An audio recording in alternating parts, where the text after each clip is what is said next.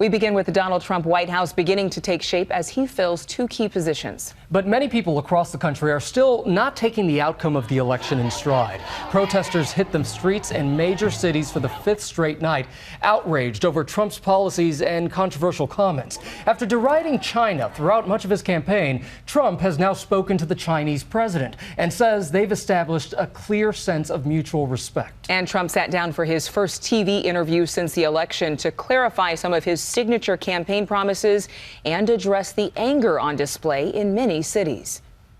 Don't be afraid. We are going to bring our country back, but certainly don't be afraid. You know, we just had an election, and sort of like you have to be given a little time. Mr. Trump was also asked about acts of violence popping up in his name or against his supporters, and about reports of racial slurs and personal threats against minorities by some of his supporters. I'm very surprised to hear that. I hate to hear that. I am so saddened to hear that, and I say stop it if it helps. I will say this, and I'll say it right to the camera: stop it.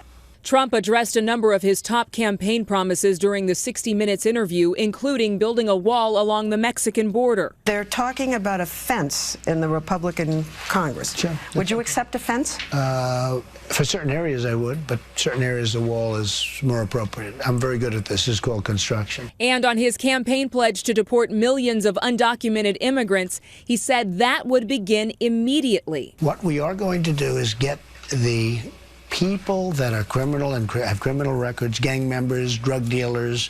We have a lot of these people, probably 2 million, it could even be 3 million. We're getting them out of our country, or we're going to incarcerate.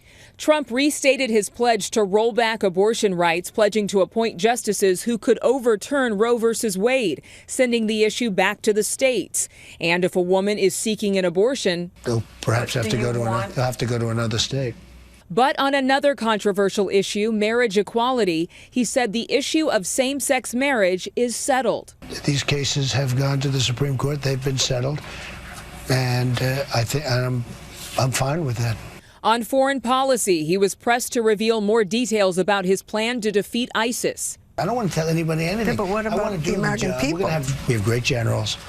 We have great generals. You said you knew more than the generals about ISIS. Well, I'll be honest with you, I probably do, because look at the job they've done. Another priority for the president-elect, repealing and replacing Obamacare. He said people with pre-existing conditions would be covered under a new plan, as would older children living at home. And regarding his frequent use of social media, he's leaving open the option to use Twitter to speak to all Americans. I'm going to do very restrained. If I use it at all, I'm going to do very restrained. I find it tremendous. It's a modern form of communication. President-elect Trump also telling 60 Minutes he would decline the president's $400,000 salary and will only take $1 a year.